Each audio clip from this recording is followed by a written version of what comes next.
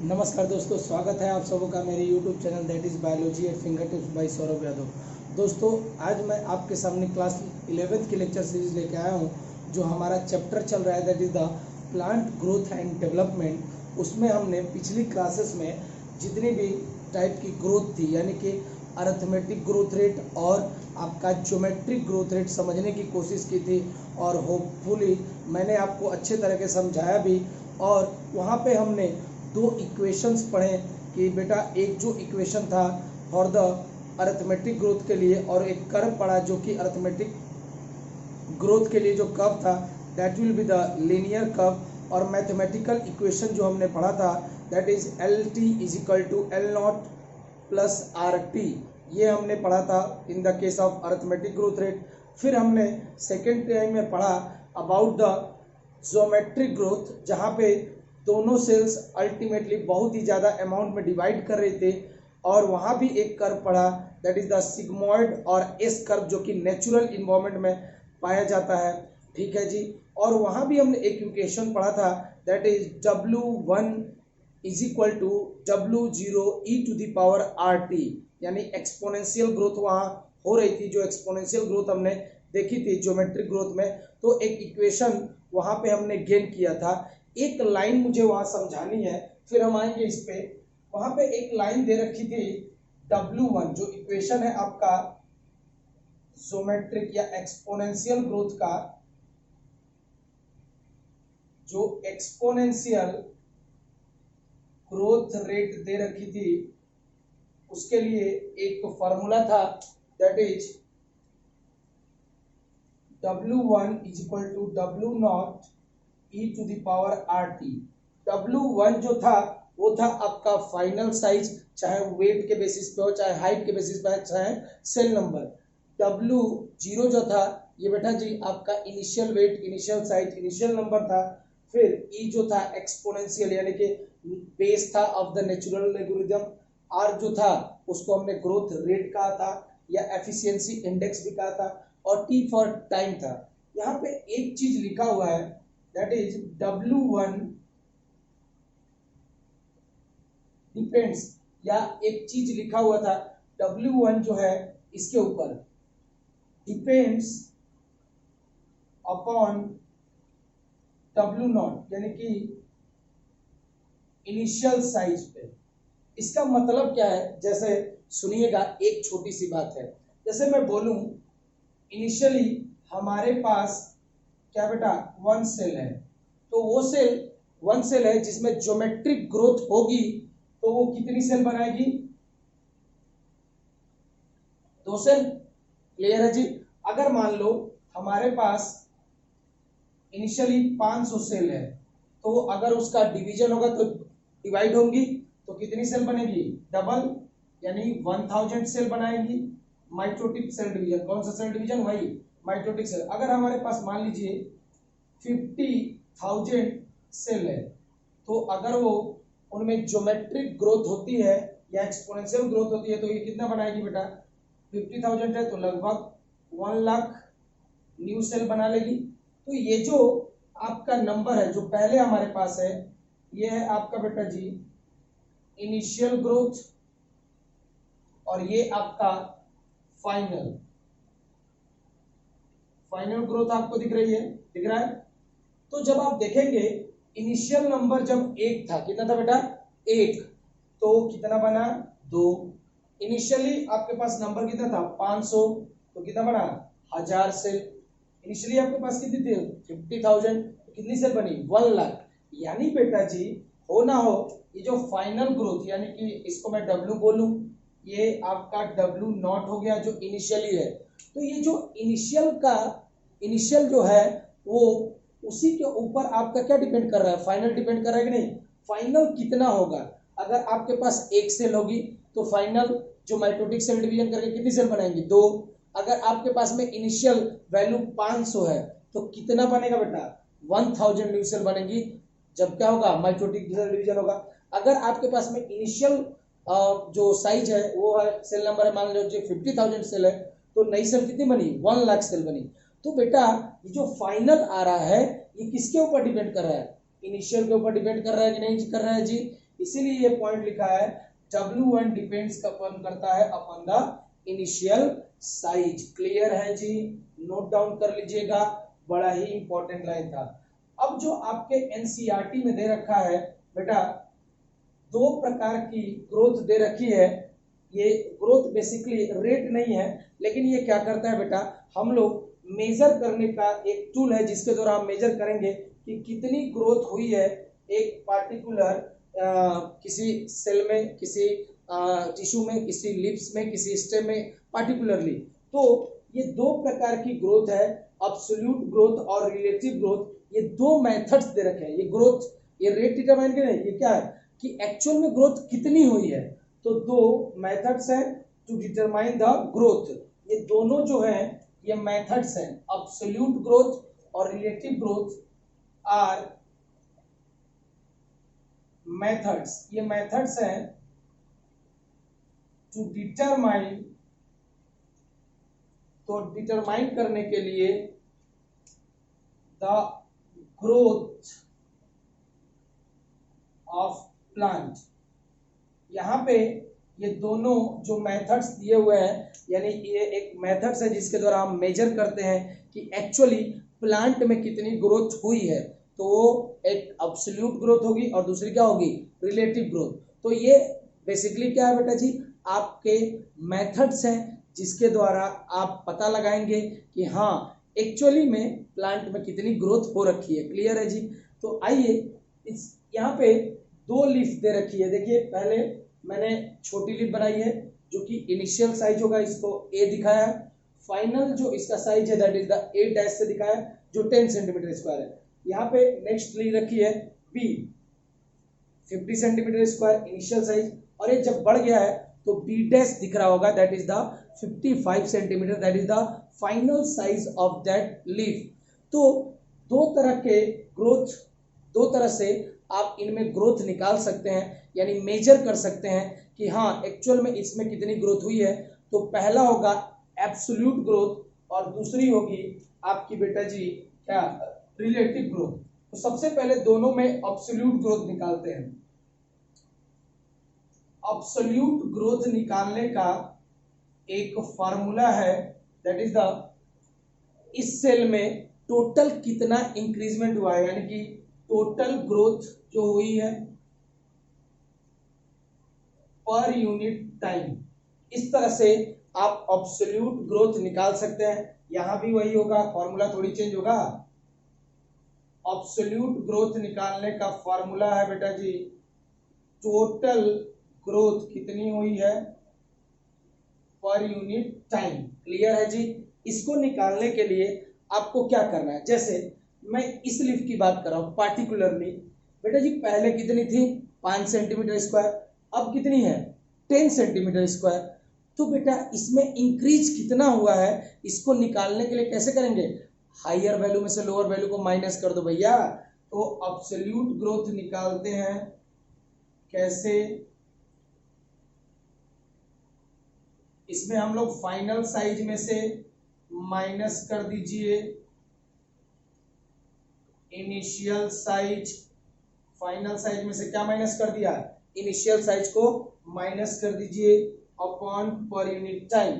भैया final size कितना है 10 centimetre square minus initial size कितना बेटा 5 सेंटीमीटर स्क्वायर। तो जो टोटल इसमें ग्रोथ हुई है वो हुई है बेटा 5 सेंटीमीटर स्क्वायर पर यूनिट टाइम। टाइम को आपको मेंशन करना पड़ेगा। तो यही यहाँ पे इसकी क्या बेटा जी, एब्सोल्यूट ग्रोथ है। क्लियर है जी। तो एब्सोल्यूट ग्रोथ का मतलब क्या हो गया, सीधी सी बात है, फाइनल में से इनिशियल को माइनस कर दीजिए divided by time. So total जो इंक्रीज होगा वो आपके पास निकल के आएगा पर यूनिट टाइम, वही कहलाता है एब्सोल्यूट ग्रोथ। यहां देख लेते हैं, यहां भी ऐसे ही हम लगाएंगे absolute growth is equal to final size minus initial size divided by T कर दिया। भैया यहाँ पे फाइनल साइज कितना है 55 सेंटीमीटर स्क्वायर, पहले कितना है 50 सेंटीमीटर स्क्वायर। तो फाइनल में से इनिशियल को माइनस कर देंगे, 55 centimetre square minus 50 centimetre square divided by T. तो टोटल कितना है बेटा जी, 5 सेंटीमीटर स्क्वायर पर यूनिट। ये आपका अब्सोल्यूट ग्रोथ। जब आप कंपेयर करेंगे दोनों केसेस में अब्सोल्यूट ग्रोथ, तो दोनों केसेस में अब्सोल्यूट ग्रोथ क्या होगी बेटा, सेम है, 5 सेंटीमीटर स्क्वायर पर यूनिट है, यहाँ भी 5 सेंटीमीटर स्क्वायर पर यूनिट है बेटा जी। तो इन दोनों केसेस में आपने जब अब्सोल्यूट ग्रोथ निकाला तो आपको देखने को मिला कि दोनों में अब्सोल्यूट ग्रोथ क्या बेटा, सिमिलर है। और अब्सोल्यूट ग्रोथ निकालने का मैंने फॉर्मूला भी बता दिया, फाइनल साइज में से इनिशियल साइज को माइनस कर दीजिए, डिवाइड कर दीजिए टी से, टाइम से। क्लियर है जी। तो फाइनल था 10 माइनस 5, 5 सेंटीमीटर स्क्वायर पर यूनिट टाइम। यहाँ भी था 55 माइनस 50, 5 सेंटीमीटर स्क्वायर पर यूनिट टाइम। क्लियर है जी। अब तो जब हम देख रहे हैं यहाँ पे, तो लिख दूं in both the cases absolute growth is same, लिख देता हूं दोनों केसेस में, in both cases absolute growth is same। लेकिन जब हम देखेंगे बेटा जी रिलेटिव ग्रोथ, तो आपको देख के हैरानी होगी, एक जगह पे रिलेटिव ग्रोथ जो हुई है 100% हुई है, और एक जगह क्या हुई है बेटा, वो केवल 10% हुई है। देखेंगे अभी कैसे निकालेंगे। तो रिलेटिव का मतलब क्या होता है समझिए। जैसे मान लीजिए कोई श्याम है, मान लीजिए ये श्याम भाई साहब हैं और ये मोनू भाई साहब है। तो आपने पढ़ा होगा फिजिक्स में बहुत सारा रिलेटिव कंसेप्ट, हम एक को रेफरेंस मान लेते हैं, उसी के रिलेटिव में सारी चीजें करते रहते हैं। जैसे मैं बोलूं ये मोनू इस साइड मूव कर रहा है, तो मोनू श्याम से दूर जा रहा है कि पास आ रहा है, तो ऑब्वियसली श्याम से दूर जा रहा है। अगर मोनू इस साइड मूव कर रहा है, तो वो श्याम के क्या कर रहा है बेटा, पास में आ रहा है। तो बेसिकली यहाँ पे हो क्या रहा है बेटा जी, हमने श्याम को क्या ले लिया, उसके रिलेटिव में मोनू का आदान प्रदान, यानी कि जा रहा है या आ रहा है, ये चीजें देखी। तो यहाँ पे हमने रिलेटिव किसके रिलेशन में देखा, तो श्याम के रिलेशन में देखा। श्याम को स्टेशनरी कर दिया, मोनू अगर इधर जा रहा है तो श्याम से मोनू दूर जा रहा है, मोनू इधर आ रहा है तो मोनू श्याम के पास में आ रहा है। तो इसी तरह से हम लोग रिलेटिव ग्रोथ निकालते हैं, और वो कैसे निकाल सकते हैं जरा देखिएगा ध्यान से।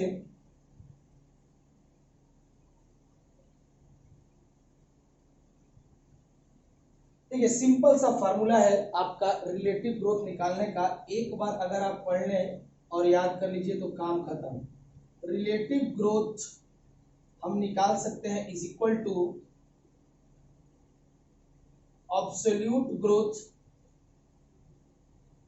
divided by initial size।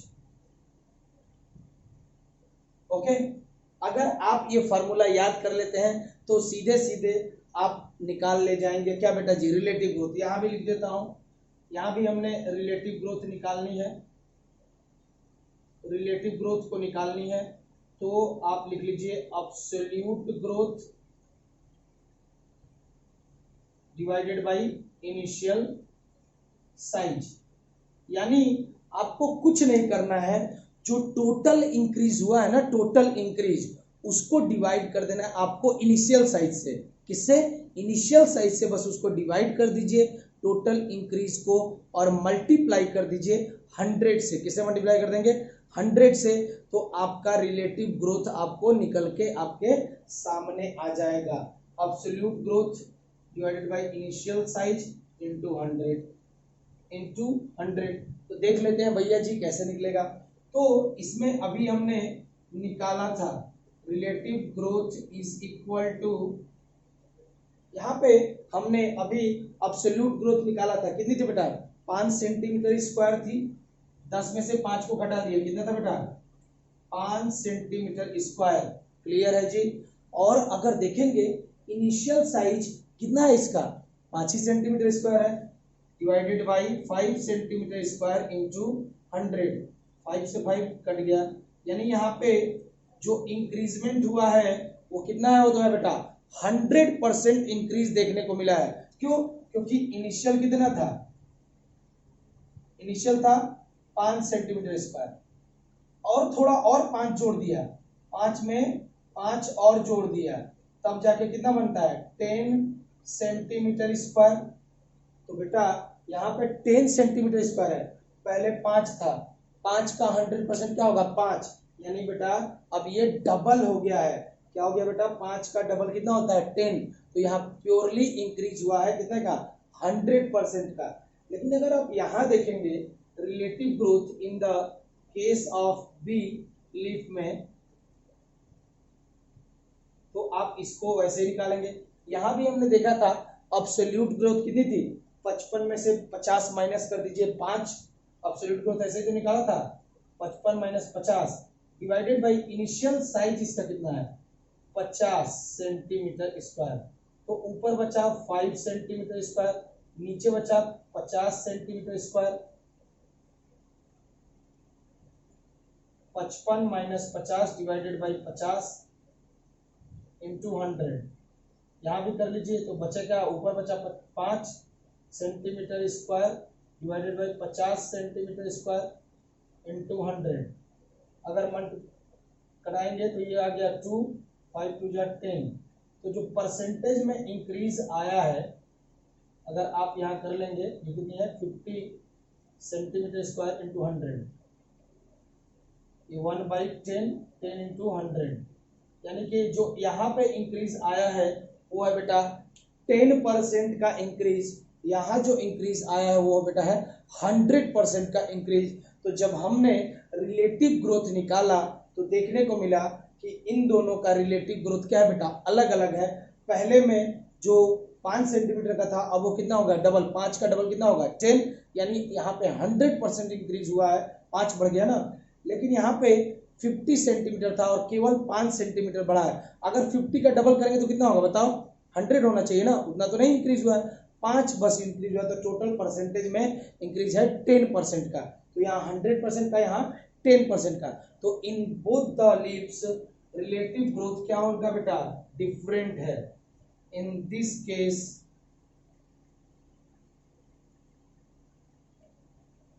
relative growth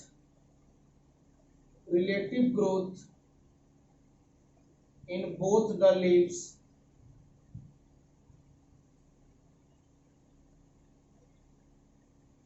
are different।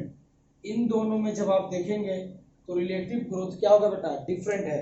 ये बेसिकली कोई वो नहीं है कि ग्रोथ रेट कैसे होता है, क्या कैसे, ये बेसिकली एक मेजर करने का तरीका है। तो इस पहले ही मैंने बता दिया था, ये एक मेथड है जिसके द्वारा हम डिटरमाइन कर रहे हैं कि ग्रोथ प्लांट की कितनी हुई है। एब्सोल्यूट ग्रोथ अगर निकालना हो सिंपल सा करिए, फाइनल में से इनिशियल को माइनस कर दीजिए पर यूनिट टाइम, क्लियर है जी। और रिलेटिव निकालना हो तो आपको कुछ नहीं करना है, एब्सोल्यूट को डिवाइड कर दीजिए इनिशियल से, उसको डिवाइड कर दीजिए, आपके पास इंटू 100 कर दीजिए परसेंटेज में, तो टोटल जो इंक्रीज हुआ है वो आपके सामने निकल के आ जाएगा, that is known as relative growth. तो यहाँ पे एब्सोल्यूट ग्रोथ दोनों केसेस में सेम थी, रिलेटिव ग्रोथ जो है वो आपकी डिफरेंट देखने को मिल सकती है। लिख लीजिएगा जरा इसको। देखिए जब आप एनसीईआरटी पढ़ेंगे तो ये आपका कुछ दे रखा है जो आपके एनसीईआरटी में, कि ये जो एक प्रकार का कंपैरिजन है वो हम किस चीज पे कर रहे हैं, यूनिट मेथड, यानी कि 5 से 10, 10 से 15। तो ये कंपैरिजन क्वांटिटी बेसिस पे, किस बेसिस पे कर रहे हैं, हम कहते हैं ना 1 लीटर दूध है, 2 लीटर है, तो हम क्या कह रहे हैं, उस लीटर इज बेसिकली क्या है क्वांटिटी, वो क्वांटिटी को डिफाइन करता है। तो यहाँ पे एब्सोल्यूट और रिलेटिव दोनों किस चीज को डिफाइन कर रहे हैं, quantity. Quantitative comparison between growth of living system can be made into two ways: measurement and comparison of total growth। total growth per unit time, उसको हम लोग बोलते हैं absolute growth। फॉर्मूला मैंने यही बताया था, absolute growth is equal to final size में से इनिशियल को माइनस कर दिया divided by time, that is the total size, या टोटल जो इंक्रीजमेंट हुआ है, टोटल जो ग्रोथ हुई है, टोटल ग्रोथ जो हुई है पर यूनिट टाइम कर दिया, उसी को हमने बोला एब्सोल्यूट ग्रोथ। फिर हमने बोला दूसरी जो ग्रोथ है वो रिलेटिव ग्रोथ। तो रिलेटिव ग्रोथ को हमने रिलेशन में लिया। किसके रिलेशन में? इनिशियल साइज के रिलेशन में। किसके? इनिशियल साइज के रिलेशन में लिया है, क्योंकि चाहे आप इस लीफ की निकालो चाहे उस लीफ की निकालो, दोनों में जो डिवीजन होगा, जिससे वो डिवाइड होगी, that will be the initial size. क्या होगा? इनिशियल साइज इनटू 100 करने की बारी है। The growth of given system, कह रहा है given system per unit time. तो given system per unit time यानी इसका मतलब क्या हो गया? Absolute growth express a common basis that is the per unit initial parameter. क्या होगा बेटा? इनिशियल पैरामीटर से यानी इनिशियल शेप ऐसा से डिवाइड कर दीजिए इनिशियल पैरामीटर से, जो इनिशियल मौजूद होगा, is called the relative growth rate. Clear है जी? यहाँ पे जब आप पढ़ेंगे तो जो मैंने फॉर्मूला बताया, that is the relative growth is equal to absolute growth, divide कर दीजिए इनिशियल साइज से, इनटू कर दीजिए क्या बेटा जी? 100 से, तो आपका रिलेटिव ग्रोथ निकल के आ जाएगा। क्लियर है जी? ये एक छोटा सा दे रखा था आपको समझाने के लिए, तो कभी कभार पूछ सकता है कि इन दोनों में एक्चुअली में क्या डिफरेंस है। तो आप याद रखिएगा, इन दोनों का एब्सोल्यूट ग्रोथ सेम है, दोनों में 5 सेंटीमीटर स्क्वायर है, दोनों में 5 सेंटीमीटर स्क्वायर है, लेकिन रिलेटिव ग्रोथ रेट यहाँ वाला जो है 100% इंक्रीज कर रहा है। 5 से 10 हो गया, 100% इंक्रीज। यहाँ पे केवल 10% इंक्रीज, यानी कि रिलेटिव ग्रोथ रेट इसमें ज्यादा है as comparison to this. Clear है जी? क्लियर है जी? नोट डाउन कर लेंगे, बड़ा ही इंपॉर्टेंट है। इसके बाद हम जानने की कोशिश करेंगे what are the different conditions that are required for the growth. Clear है? नोट डाउन करेंगे इसको बेटा जी। बने रहें, और अगर आपको बने रहेंगे तो आपको कुछ ना कुछ मिलता रहेगा। जैसे एक बच्चे ने पूछा कि सर मैं जब पढ़ा रहा था ज्योमेट्रिक ग्रोथ रेट, तो बोला कि सर इसको जरा इंटरेस्टिंग तरीके से बताएंगे। तो मैंने कहा कि ठीक है बेटा सुन लो। तो कहा कि हाँ सर सुनाइए। तो मैंने क्या कहा कि ज्योमेट्रिक ग्रोथ रेट अगर आपको याद होगी, ठीक है, कुछ इस तरह से थी जब हमने बनाया था, एक सिग्मॉइड सा कर्व आया था इस तरह से,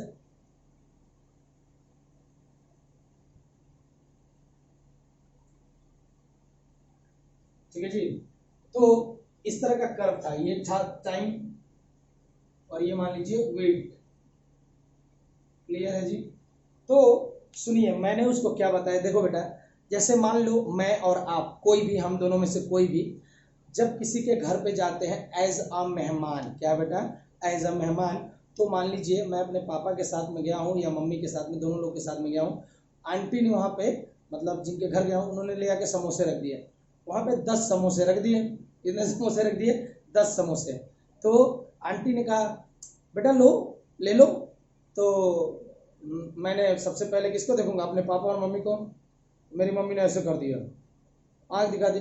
मैं नहीं अंकल, ठीक है अंकल, अभी घर से खा के आए अंकल, टेंशन मत लीजिए अंकल, अभी अभी तुरंत खा के आया हूँ। यानी आप क्या कर रहे हो बेटा? लैग कर रहे हो, खाने में पछता रहे हो। That is known as lag phase. Clear है जी? मम्मी ने इशारा कर दिया खा लो बेटा, तो आपने उड़ा डाले, रेल डाले 10 के 10 समोसे। अचानक से आप, पहले तो आप एडजस्ट नहीं हो पाए थे, अचानक से आपने सारे समोसे उड़ा डाले। ये आपका कौन सा ग्रोथ था? कौन सा फेज था? Exponential phase. और बेटा उस थाली में 10 ही समोसे थे, खत्म हो गए, सारे चट कर गए, सारे आपने खा लिए, तो बचा क्या? कुछ भी नहीं। रिसोर्सेस क्या हो गए? लिमिटेड। तो अब आपकी ग्रोथ क्या हो गई? स्टेशनरी। क्या हो गई? स्टेशनरी ग्रोथ हो जाएगी। क्लियर है जी? अरे क्लियर है जी? चलिए आइए अब हम देखते हैं the different conditions that are required for the growth. अलग अलग जो कंडीशंस रिक्वायर्ड होती हैं ग्रोथ के लिए, उसको हम देखने की कोशिश करते हैं। So next heading will be condition for growth. Clear है जी? नोट डाउन करिएगा। अब हम देखेंगे कंडीशंस रिक्वायर्ड फॉर ग्रोथ। जो जो कंडीशंस ग्रोथ के लिए रिक्वायर्ड होती हैं वो सारी कंडीशंस हम जानने की कोशिश करेंगे। चलिए दोस्तों, अब हम जानते हैं the different conditions that are required for the growth. ठीक है बेटा जी? आइए ध्यान से देखिएगा यहाँ पे स्टार्टिंग में जब आप एनसीईआरटी पढ़ेंगे पेज नंबर 242 पे, तो वहां बेटा जी ये पूरा टॉपिक आपके पेज नंबर 242 के ऊपर, सॉरी 243 के ऊपर, 243 या 244, सॉरी 244 पेज नंबर पर दे रखा है, 244 पेज नंबर पे दे रखा है। ठीक है जी। जब आप इस टॉपिक को देखेंगे बेटा जी, तो वहां सबसे स्टार्टिंग में आपको बता रही है एनसीईआरटी कि 3 कंडीशंस जो बेसिक कंडीशन है required for the growth and development of plant, जो कि ग्रोथ में मदद करेंगे। पहला दे रखा होगा वाटर, दूसरा दे रखा होगा ऑक्सीजन, और तीसरा दे रखा होगा न्यूट्रिएंट्स, जो अभी हम पढ़ के आ रहे हैं मैक्रोमोलिक्यूल्स या मैक्रोन्यूट्रिएंट्स और माइक्रोन्यूट्रिएंट्स। क्लियर है जी। एसेंशियल एलिमेंट्स पढ़े थे ना जी, वो सारे elements are very much essential for the growth. एक एक करके हम देखते हैं। सबसे पहले बेटा वाटर कह रहा है the plant cell grow in size by cell enlargement which in turns require water. जैसे मान लीजिए कोई एक सेल है, जैसे मान लीजिए प्लांट सेल है। क्लियर है जी। बाहर में हो गया सेल वॉल, उसके नीचे होगी सेल मेम्ब्रेन। क्लियर है जी। अरे क्लियर है बेटा। जैसे जैसे प्लांट सेल का इनलार्जमेंट होगा, बेसिकली यहाँ पे सबसे ज्यादा अमाउंट में होता है वाटर। क्या होता है? वाटर। तो जैसे जैसे सेल बड़ी होगी तो वाटर कंटेंट भी बढ़ेगा कि नहीं बढ़ेगा? अब मान लीजिए यही सेल इतनी बड़ी हो गई, ये हो गया आपका सेल वॉल, ये आपका हो गया सेल मेम्ब्रेन। क्लियर है जी। अब जैसे जैसे सेल का इनलार्जमेंट हो रहा है, सेल बढ़ रहा है। क्या बढ़ रहा है बेटा? सेल बढ़ेगा, वैसे वैसे रिक्वायरमेंट्स भी बढ़ेंगी, तो वाटर कंटेंट भी ज्यादा होगा। तो ये सेल एक्चुअली में इनलार्ज होता कैसा है, कैसे होता है, बेसिकली मैं बताना चाहूंगा। जैसे मान लीजिए ये कोई हाइपोटोनिक सॉल्यूशन है। कौन सा सॉल्यूशन? हाइपोटोनिक सॉल्यूशन है आपका। हाइपोटोनिक सॉल्यूशन, हम उस सॉल्यूशन को बोलते हैं जो कि ज्यादा डाइल्यूट होता है then that of the cytoplasm. यहाँ पे अंदर में ये वाली चीज क्या कहलाएगी? सेल मेम्ब्रेन के अंदर में साइटोप्लाज्म, बीच में क्या हो गया? न्यूक्लियस। यहां भी ये हो गया न्यूक्लियस, अंदर में ये हो गया साइटोप्लाज्म। इधर लिख देता हूं, ये क्या हो गया? साइटोप्लाज्म, और ये आपका न्यूक्लियस हो गया। जरा ध्यान से देखेंगे, जब कभी भी किसी भी प्लांट सेल को हम रखेंगे हाइपोटोनिक सॉल्यूशन में, हाइपोटोनिक सॉल्यूशन जो होता है वो होता है मोर डाइल्यूट सॉल्यूशन। मोर डाइल्यूट सॉल्यूशन यानी जिसमें वाटर का कंसंट्रेशन ज्यादा है इन external environment. In external environment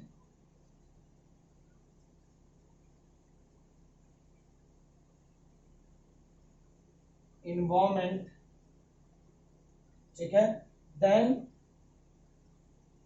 cytoplasm of cell. तो देखिए जैसे कोई प्लांट सेल है, यहाँ पे बहुत ज्यादा, यहाँ पे जो मैंने कंटेनर लिया है यहाँ वाटर का अमाउंट बहुत ज्यादा है। अब मैं किसी प्लांट सेल को लेके आ रहा हूँ, इस प्लांट सेल को मैंने यहाँ पे डाल दिया, ये है आपकी प्लांट सेल। तो बाहर में क्या हो गया? सेल वॉल, बीच में क्या हो गई? Cell membrane.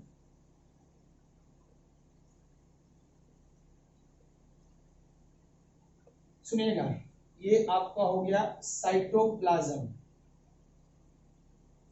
बेटा जी जो सेल का साइटोप्लाज्म है वहां पे वाटर काफी कम है, यहाँ पे H2O काफी कम अमाउंट में है, लेकिन जब आप उसके सराउंडिंग में देखेंगे तो यहाँ पे जब आप सराउंडिंग में देखेंगे तो यहाँ H2O का कंसंट्रेशन यानी वाटर का कंसंट्रेशन बहुत ही ज्यादा है ना जी।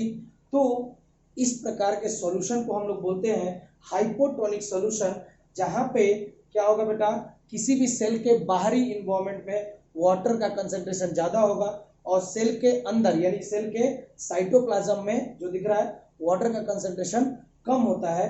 तो इस प्रकार के सॉल्यूशन को बोलते हैं हाइपोटोनिक सॉल्यूशन। क्या बोलेंगे जी? Hypotonic solution. सुन लीजिएगा, हाइपोटोनिक सॉल्यूशन। क्लियर है जी? जरा इसको नोट डाउन करिएगा, व्हाट इज दिस। देखिए बेटा जी, जैसा मैंने बोला हाइपोटोनिक सॉल्यूशन कौन सा सॉल्यूशन है? इफ एक्सटर्नल सॉल्यूशन यानी कि ये जो सेल है, सेल के बाहर की बात कर रहा है, इज मोर डाइल्यूट। देखिए दो प्रकार का सॉल्यूशन होगा, एक होता है डाइल्यूट और एक होता है कंसंट्रेटेड। ध्यान से सुन लीजिएगा, कंसंट्रेटेड का मतलब ये होगा जहां पे वाटर काफी कम है, बाकी कंपोनेंट ज्यादा होंगे।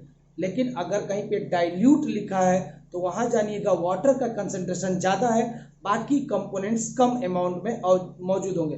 फॉर एग्जांपल अगर हम बोलते हैं कंसंट्रेटेड H2SO4, क्या बोलते हैं?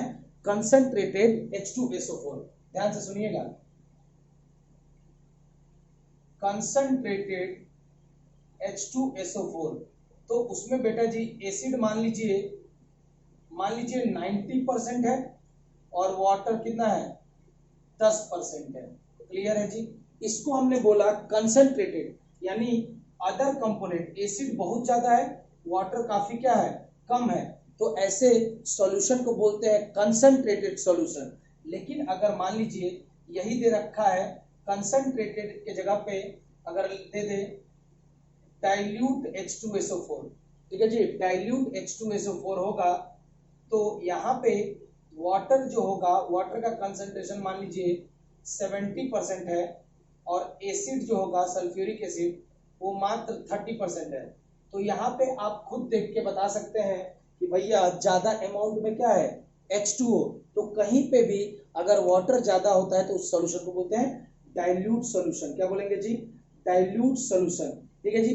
तो कह रहा है कि अगर मान लीजिए हमने सेल को लिया, सेल को रखा हाइपोटोनिक सॉल्यूशन में, यानी एक्सटर्नल इन्वायरमेंट में वाटर का कंसंट्रेशन ज्यादा, किससे बेटा? सेल के जो साइटोप्लाज्म है वहां अमाउंट ऑफ वाटर काफी कम है और आपके एक्सटर्नल इन्वायरमेंट में जिस कंटेनर में आपने रखा है सेल को वहां H2O का कंसंट्रेशन ज्यादा। तो मूवमेंट कहां से कहां होगी? From high concentration to the low concentration. तो वाटर कहां जा रहा है? अरे कहां जा रहा है? बाहर से अंदर की तरफ सेल के साइटोप्लाज्म में जा रहा है। तो इसको हम लोग बोलते हैं एंडो ऑस्मोसिस। क्या बोलते हैं बेटा जी? Endo osmosis. एंडो ऑस्मोसिस क्या बोलेंगे?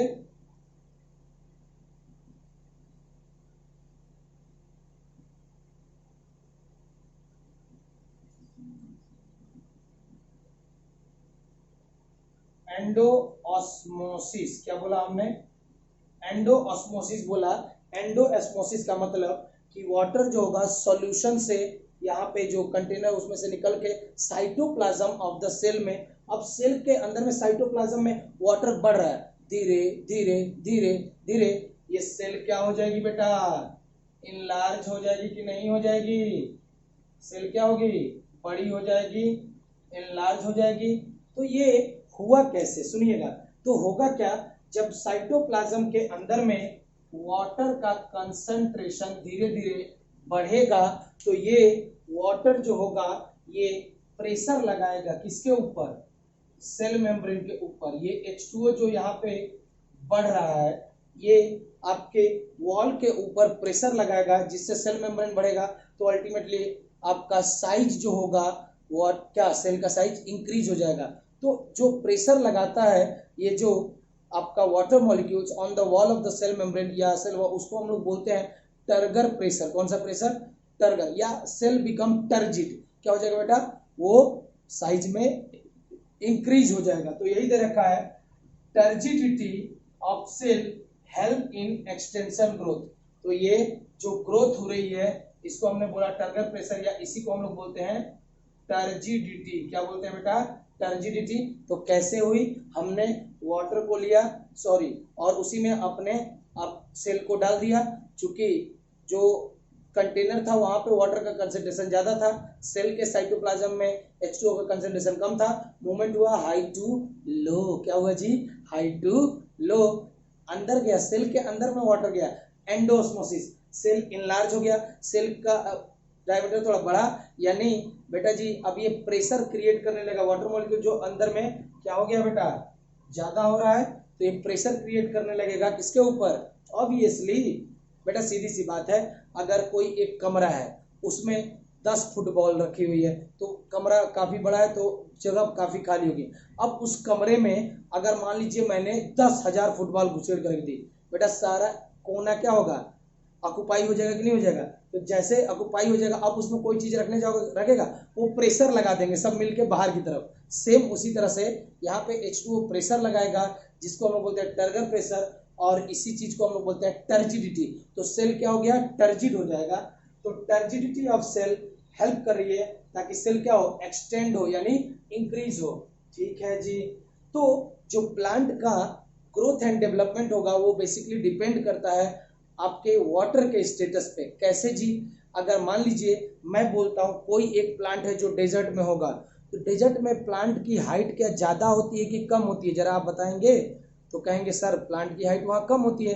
क्यों? क्योंकि बेटा ज्यादा अगर ऊंचा होगा या बड़ा होगा प्लांट, बेसिकली अगर देखेंगे तो बेटा ट्रांसपीरेशन लॉस भी तो ज्यादा होगा ना जी। तो इसीलिए वहां पे हाइट ऑब्वियसली थोड़ी कम ही होती है। ठीक है। तो जो जितना वाटर कंटेंट अगर ज्यादा होगा तो प्लांट का ग्रोथ एंड डेवलपमेंट भी क्या होगा? ज्यादा होगा। अगर वाटर कंटेंट कम है तो प्लांट का ग्रोथ एंड डेवलपमेंट भी उतना ज्यादा नहीं होगा। क्लियर है जी? अरे क्लियर है जी। ये दे रखा है, the plant growth and further development is intimately linked to the water status of the plant.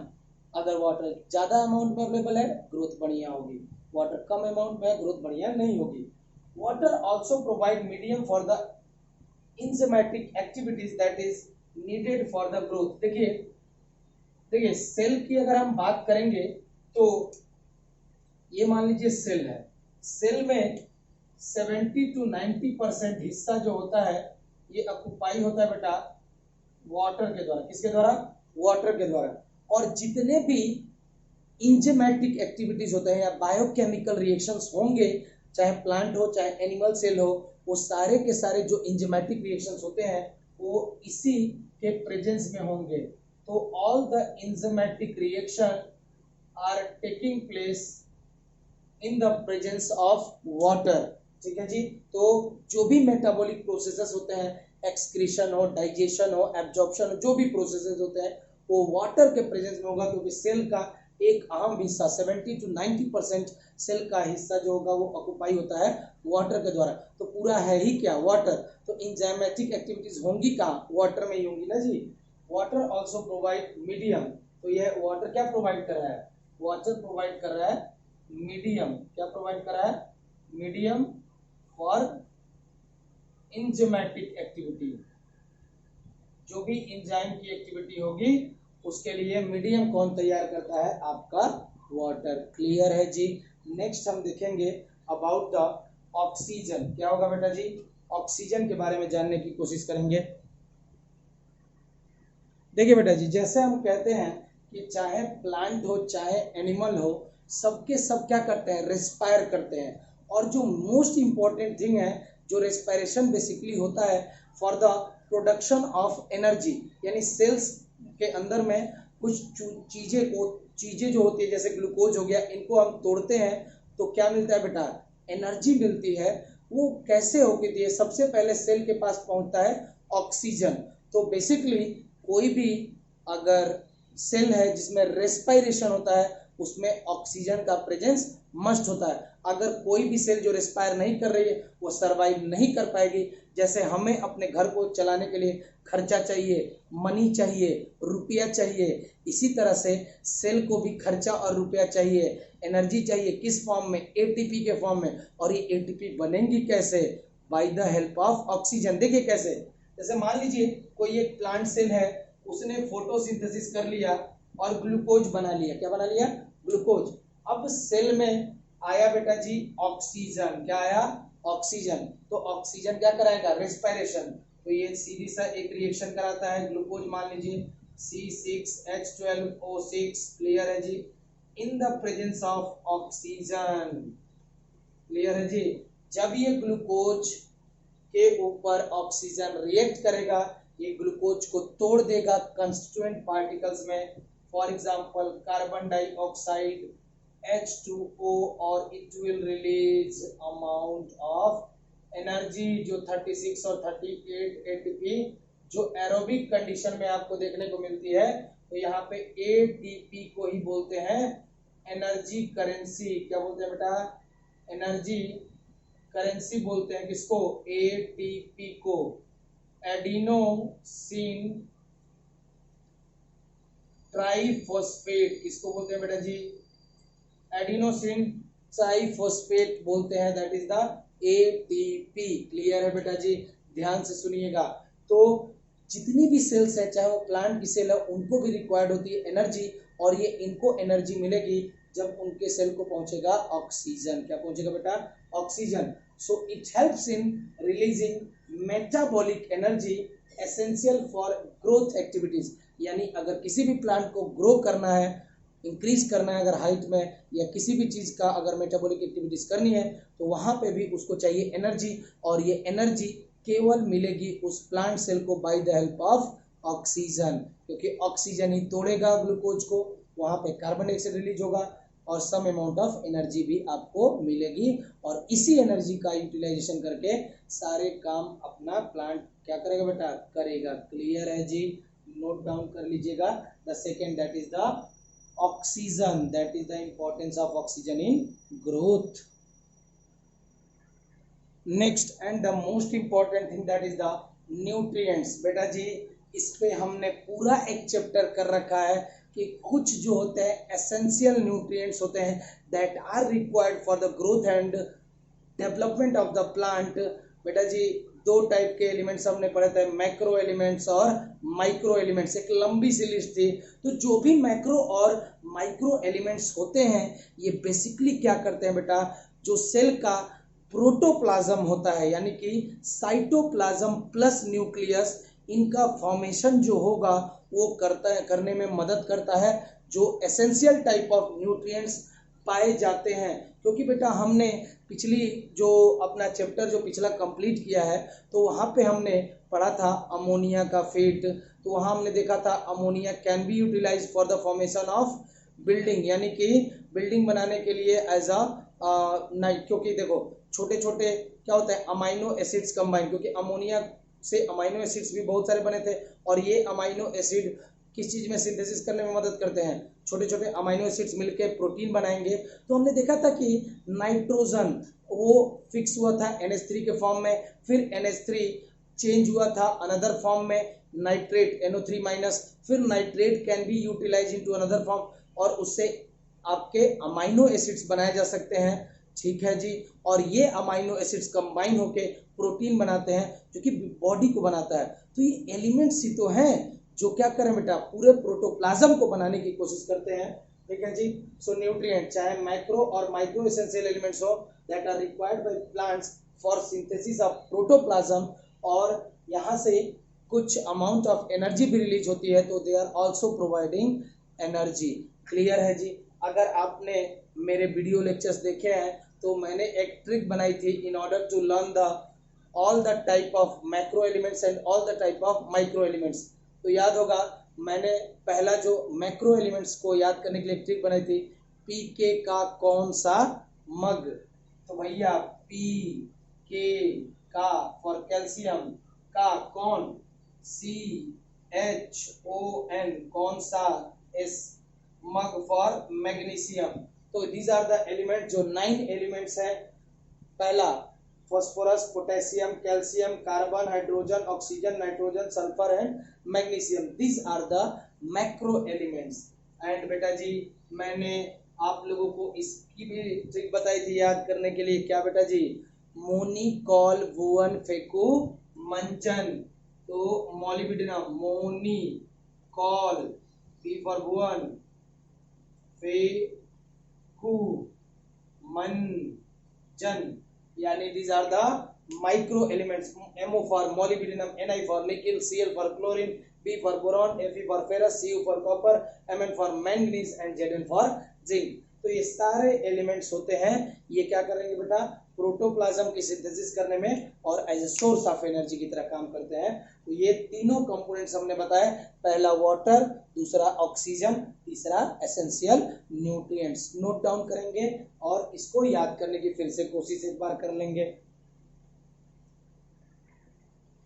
चलिए बेटा जी, जो नेक्स्ट टाइप ऑफ कंडीशन दे रखी है वो दे रखा है बेटा कि ऑप्टिमल या ऑप्टिमम टेम्परेचर रेंज, क्या बोलते हैं, ऑप्टिमम टेम्परेचर रेंज। देखिए क्या दे रखा, इन एडिशन एवरी प्लांट, यानी कि वाटर, ऑक्सीजन और क्या पढ़ा हमने, न्यूट्रिएंट्स, इनके साथ साथ में in addition every plant organism has an optimal या optimum temperature range that is the best suited for its growth. जैसे मैं एक बात बोलूं, जैसे मान लीजिए ये कोई कैक्टस का प्लांट है, ठीक है जी, बहुत सारे कांटे हैं इसमें, मान लीजिए ये कैक्टस प्लांट है, तो आप जानते हैं जो कैक्टस प्लांट होता है वो बहुत ही हाई टेम्परेचर के प्रेजेंस में ग्रो करता है। यानी अगर मैं मान लूं यहाँ इसकी जो रेंज लिख देता हूं, बेसिकली 40 डिग्री सेल्सियस से लेके 70 डिग्री सेल्सियस, एक हाइपोथेटिकल रेंज मैंने लिखी है। तो ये जब इसको कंडीशन गर्मी वाली मिलेगी, काफी टेम्परेचर हाई वाला मिलेगा, तो इसकी ग्रोथ अच्छी होगी।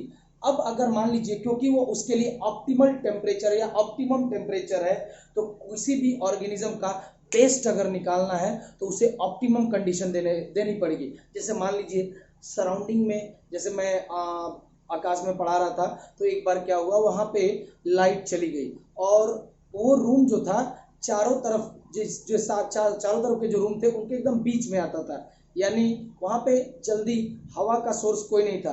अल्टीमेटली क्या हुआ, पढ़ाते पढ़ाते जैसे ही लाइट गई और 10 मिनट तक सब कुछ बंद रहा, तो पूरा जो बेटा मैं ऊपर से नीचे तक पसीने से भर गया।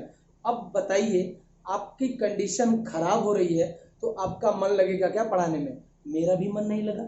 सिमिलरली इसी तरह से सोचिए, जो प्लांट्स का जो बेस्ट इन्वायरमेंट है, अगर वो उनको नहीं मिलेगा तो उनकी ग्रोथ भी पॉसिबल नहीं है और कभी कभार डेथ भी हो सकती है। देखिए अब मैंने इस प्लांट को ले आया, कैक्टस प्लांट को, और इसको मैंने रख दिया 1 डिग्री सेल्सियस टेम्परेचर पे, तो ये इसकी जो ऑप्टिमम कंडीशन है उसको मैंने चेंज कर दिया।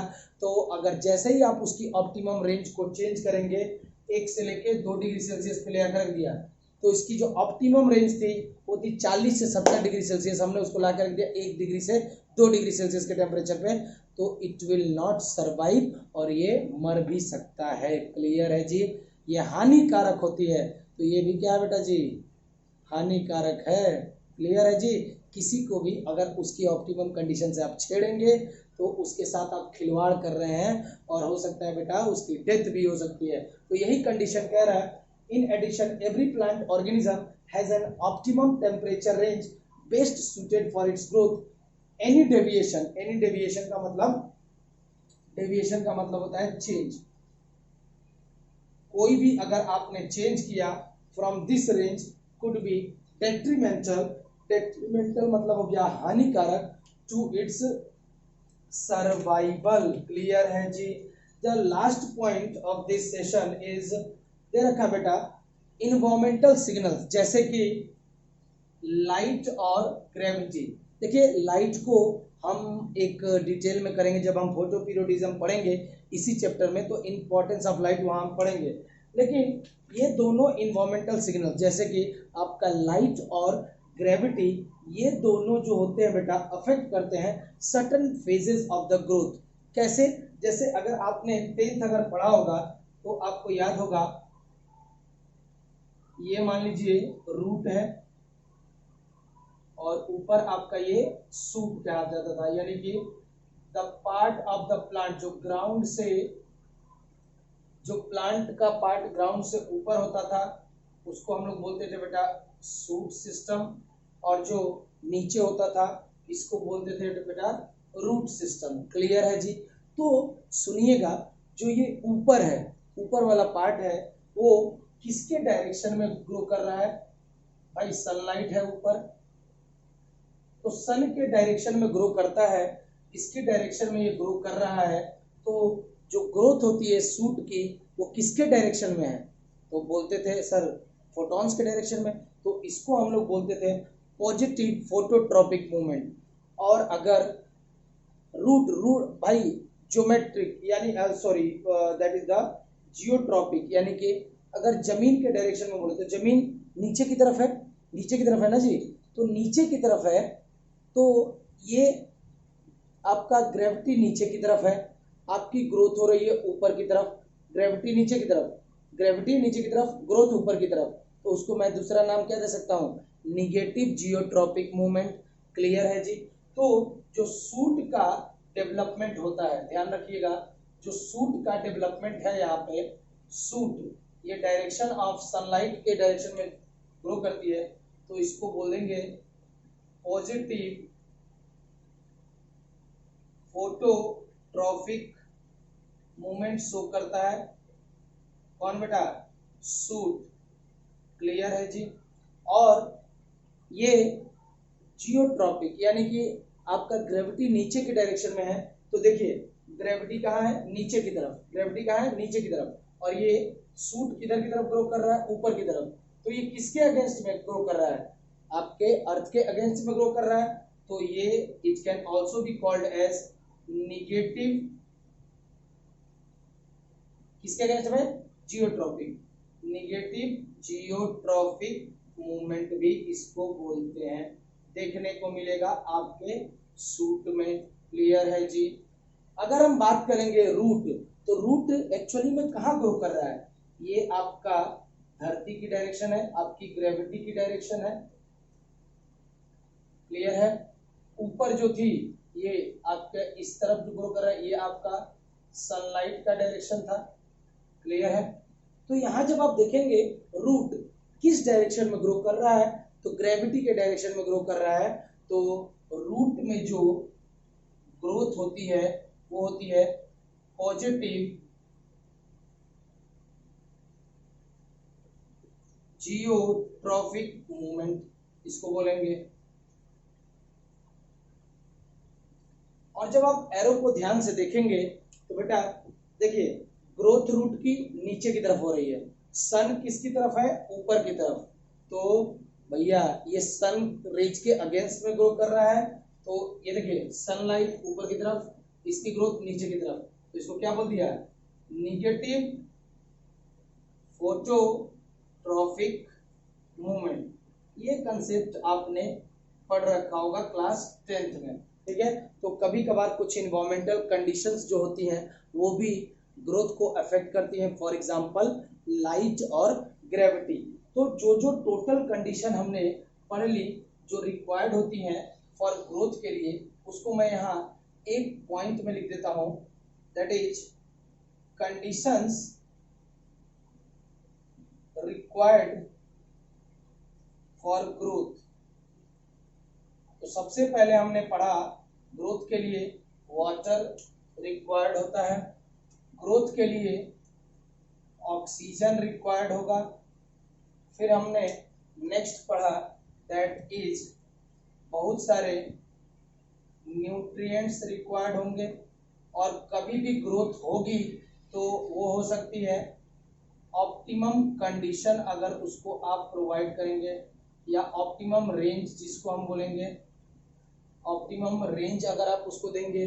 फिर हमने पढ़ा लाइट एंड ग्रेविटी, ये भी अफेक्ट करता है ग्रोथ को। क्लियर है जी? So these are the different conditions that are required for the growth of any plant. बेटा ये एक छोटा सा वीडियो था, अगर ये आपको अच्छा लगा हुआ तो काइंडली लाइक एंड सब्सक्राइब करना ना भूलें। इसके बाद हम स्टार्ट करेंगे बहुत ही important topic, that is the differentiation, dedifferentiation and redifferentiation. इसको अगर आपने पढ़ लिया तो लाइफ जिंगा लाला हो जाएगी। हम पढ़ेंगे इसको नेक्स्ट लेक्चर में। चलिए बेटा जी, तो आज के लिए थैंक यू। अगर आपको वीडियो अच्छा लगा तो लाइक एंड सब्सक्राइब करना ना भूलें।